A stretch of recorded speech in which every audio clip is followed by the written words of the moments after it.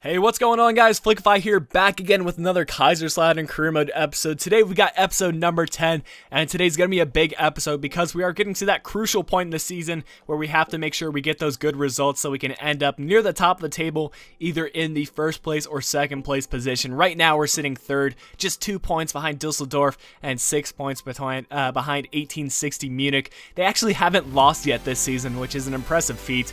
And I think we're like 22 games in, so that's just crazy, the fact that they haven't lost. But we do play them one more time this season, so hopefully we can give them their first defeat, and that would be awesome if we do manage to do that. But here's our starting 11 for this match.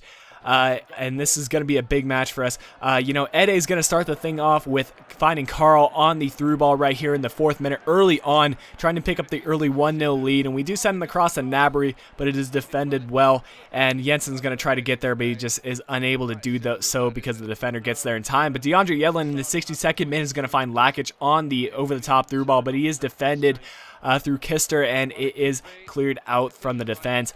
Here we get a corner kick, and we nearly managed to get a header on it, but again, cleared out, and they're going to go on the counterattack, but we steal it right back through Jensen right here. He's going to play it through to Matt Moore, who has been a crucial player for us so far in this season, and I really think he's got a lot of potential next season if we do decide to continue with this Kaiserslautern career mode, which I think I will because of your guys' comments on the last episode. It does make a lot of sense. Because with the Chelsea career mode, it's already a top-tier team, so it's maybe not as entertaining for you guys to watch unless you really just want to see me dominating in matches. Not to sound too cocky, but Kaiserslautern's a team that can improve, and it really, as the essence of career mode, improving the team and trying to build them up to a top-tier team. But Matt Moore nearly was able to give us the lead late in the game in the 90th minute. Unfortunately, though, the keeper made a ton of good saves, and the match ends at a 0-0 draw against SV Sandhausen.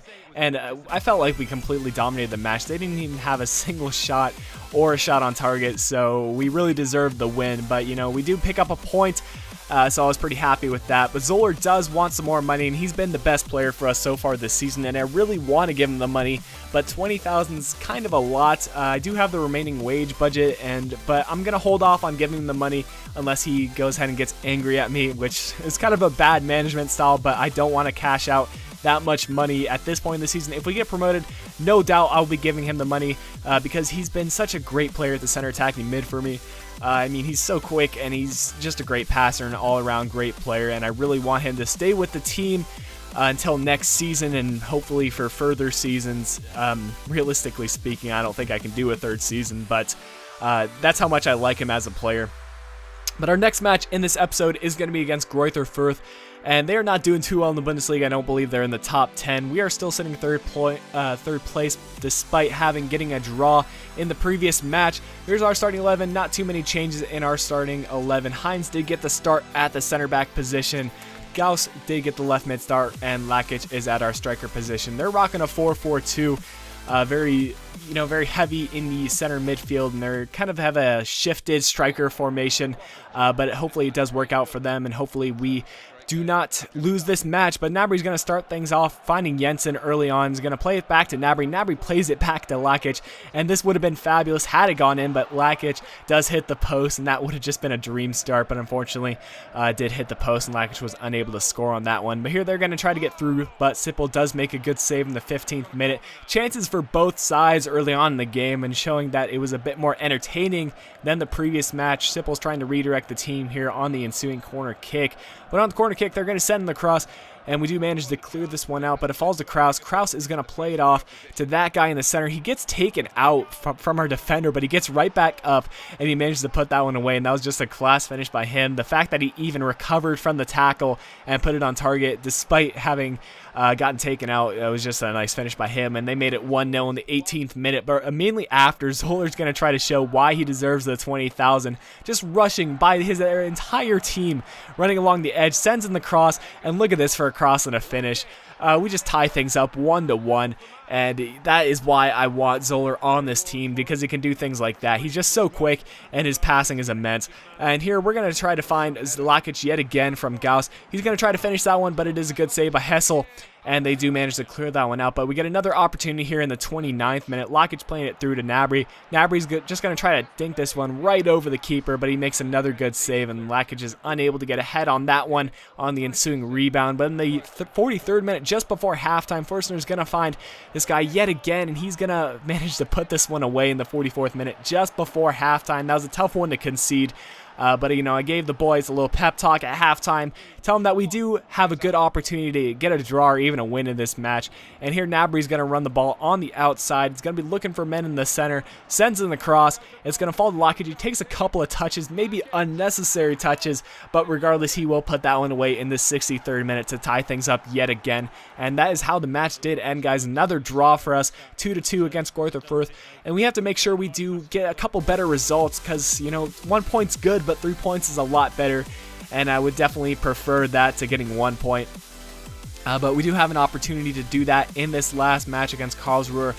They, again, are not the best of teams. I don't believe they're sitting in the top of the table, and this is a great opportunity for us to get 3 points. We are still 3rd place. They're actually 8th place, but we are still 3rd place after getting 2 consecutive draws. Still 4 points behind 2nd place and another 4 points behind that 1st place. And they are rocking the 4-1-4-1, which is kind of a strange formation, very midfield heavy, but it is kind of similar to 4-2-3-1, so I can't complain too much there.